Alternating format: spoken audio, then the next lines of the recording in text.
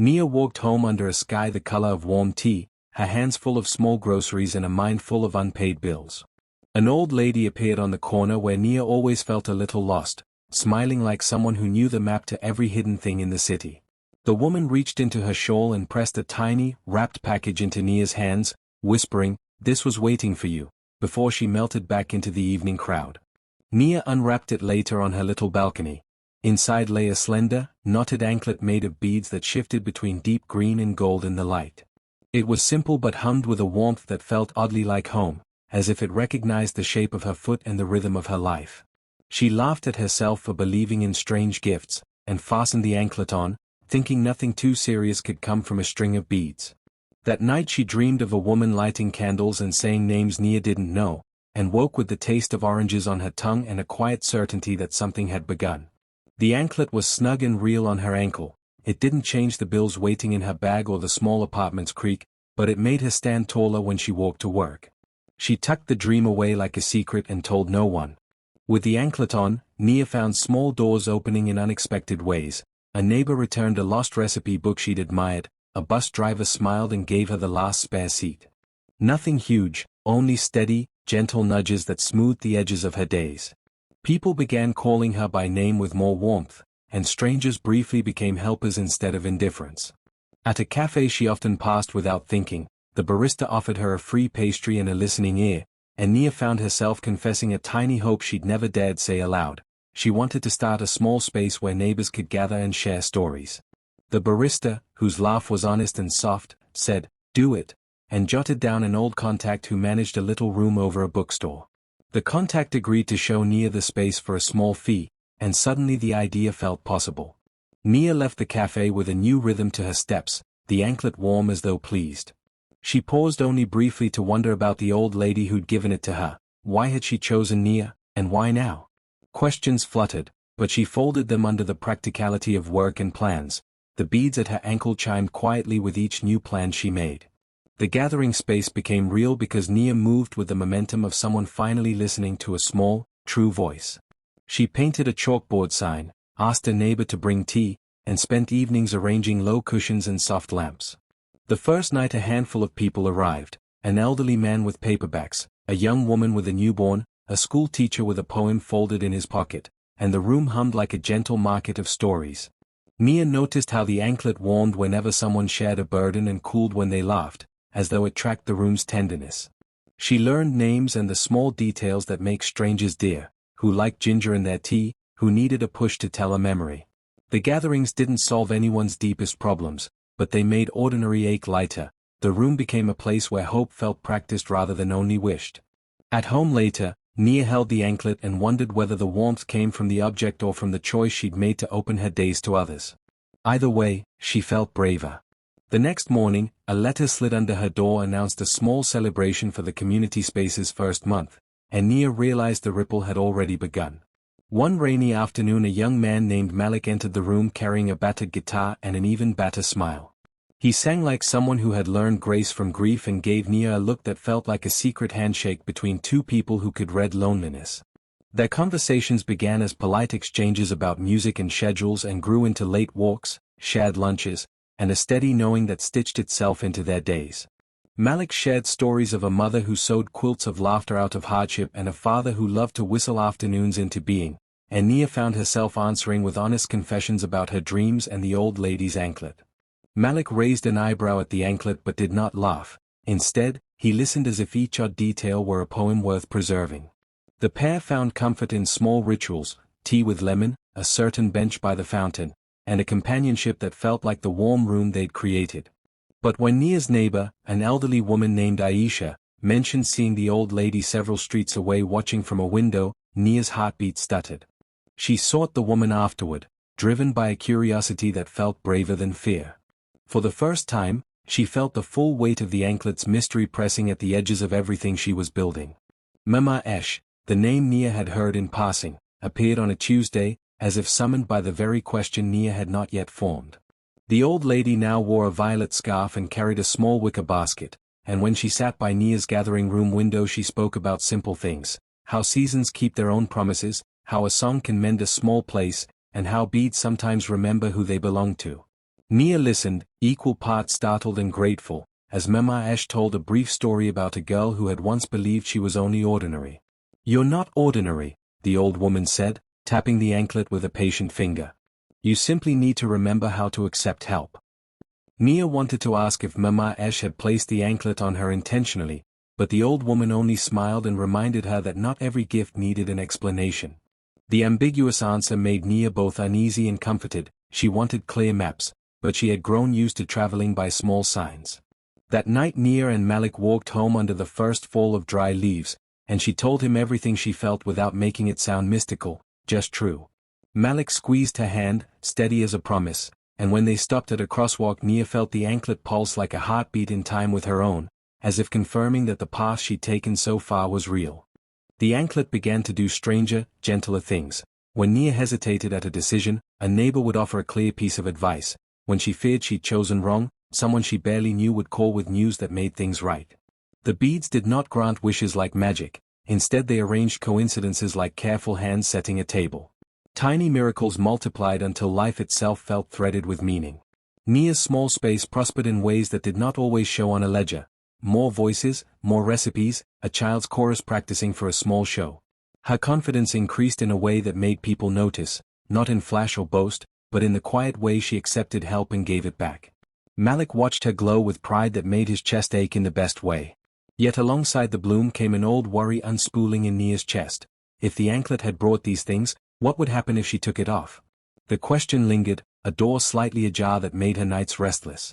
She tried to imagine life without its warm presence and found only a blank she could not fill. The thought made her both cling and recoil like someone afraid to lose a trust. A small conflict arrived in the form of an invitation.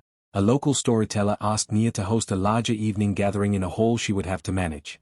It was the chance she had been building toward, visibility, a wider audience, but it demanded a deposit she couldn't immediately spare and a week of her time. The community offered to chip in, but Nia hesitated. The thought of asking for money made her cheeks hot and her voice small. That night, she walked alone to the fountain and unlatched the anklet, letting it rest on her palm. It felt cool and ordinary outside her skin, like an object waiting.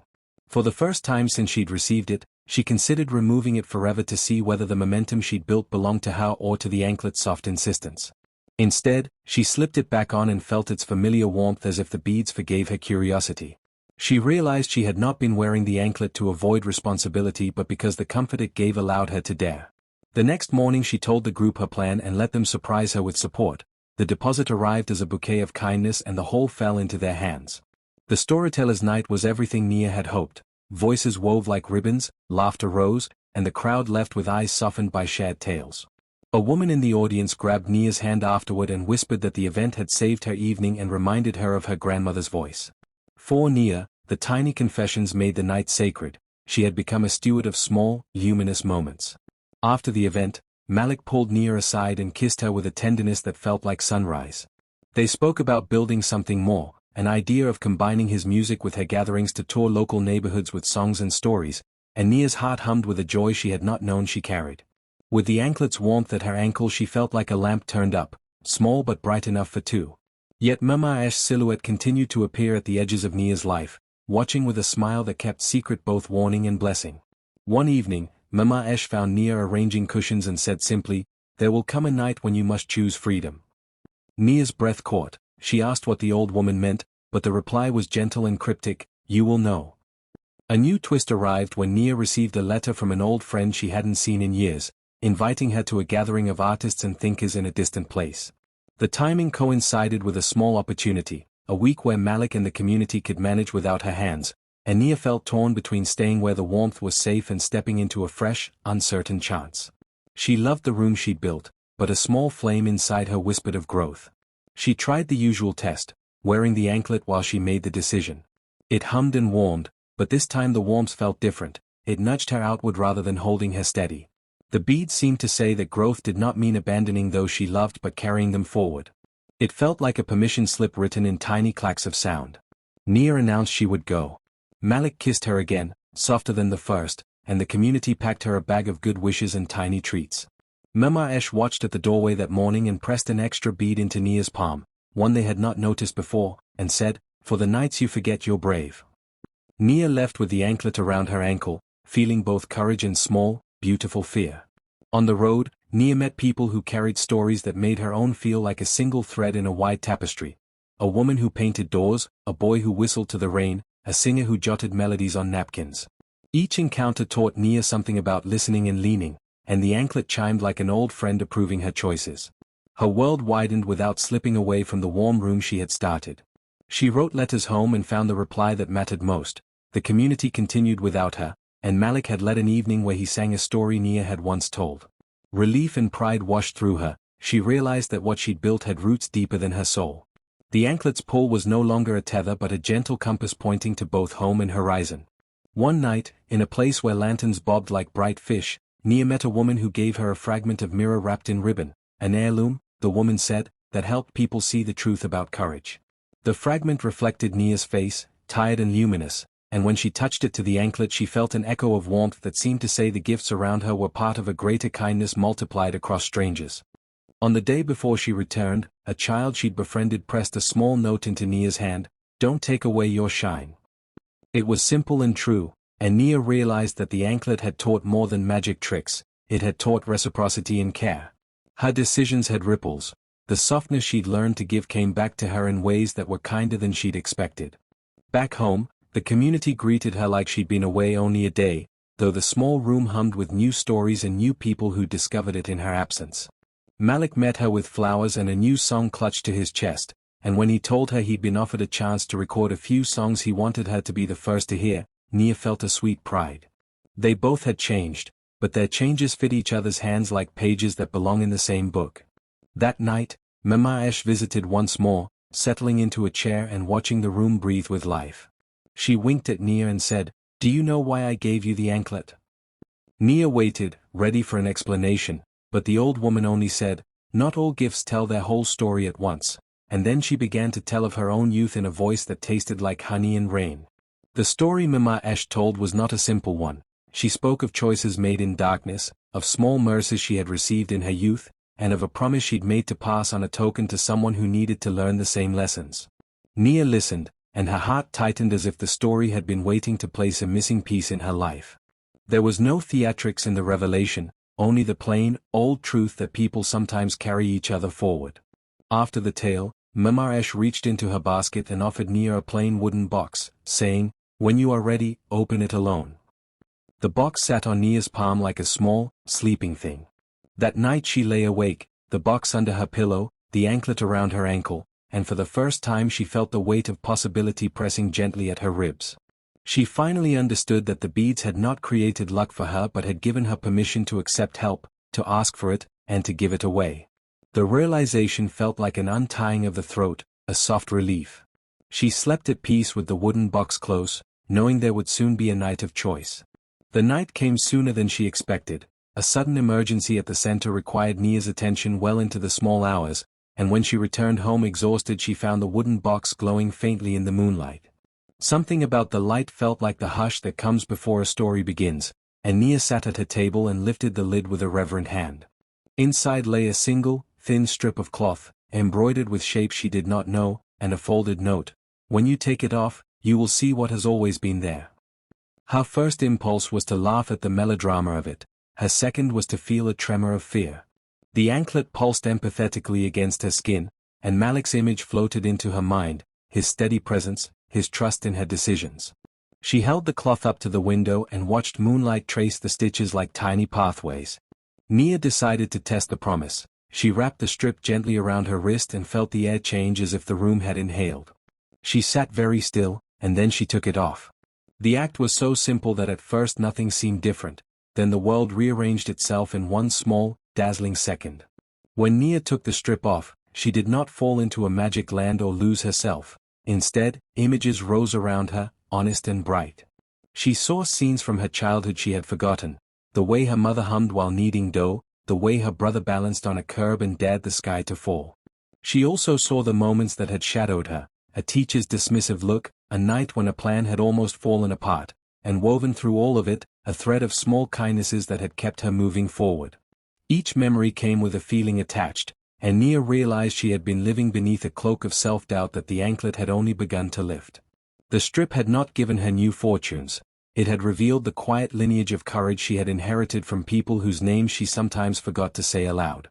The shock lay not in enchantment but in the tender truth that she had always carried more strength than she had believed. Tears came to her eyes, not of sorrow but of recognition, and when she looked up she saw Mama Esh in the doorway with a smile like sunrise. The old woman said, "I hoped you would see yourself," and Nia laughed through her tears, half amazed, half grateful, that the mystery had been a mirror all along. News of the revelation spread quietly through the community as Nia began to speak differently, easier, truer, about her past and her fears. People came to listen not because the story was dramatic but because it felt real. Honesty spread like light. Malik wrote a song about the small things that make a life, and when he sang it in the room everyone felt the notes settle like a blessing.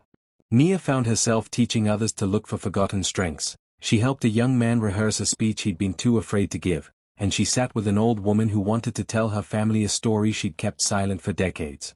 The anklet warmed when these exchanges happened, as if approving the practice of revealing small, quiet truths. Nia realized the gift's true power was not its mystery but its invitation. One evening, Mama Esh came to the gathering with 2 mugs of tea and said she was ready to pass something else on, an instruction to Nia to choose whether to keep the anklet always or to let it go. The choice felt heavier than any other Nia had made, because it asked her to choose how much of her life would be steered by wonder and how much by deliberate, unaided courage. Nia considered the question with care. She loved the acquaintances the anklet had brought, gentle nudges, open doors, but she also loved the rawness of the courage she felt after removing the strip. She thought of Malik's songs, of the children who now rehearsed stories in the room, of how the community had learned to sustain itself.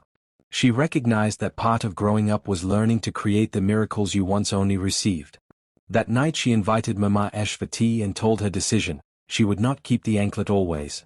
She would wear it sometimes, she said, on nights she needed a nudge, but she wanted to learn to trust the strength she felt inside her without depending on any beads. Mama Esh listened with the slow, satisfied smile of someone who had known the answer would come and simply waited for the choosing. When Nia took the anklet off that night and placed it gently in the wooden box, something in the room exhaled. The beads were still and cool, but their silence did not feel empty, it felt like a promise returned. She slid the box closed and tucked it into a shelf where she could see it but not rely on it, like a photograph of a lesson learned.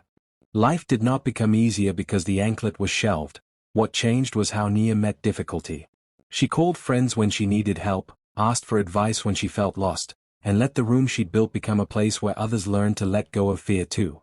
The small victories multiplied, Malik's songs found a wider audience, the storyteller's nights became a beloved ritual, and the neighbors learned to carry each other when weather hit hard or when loneliness crept back.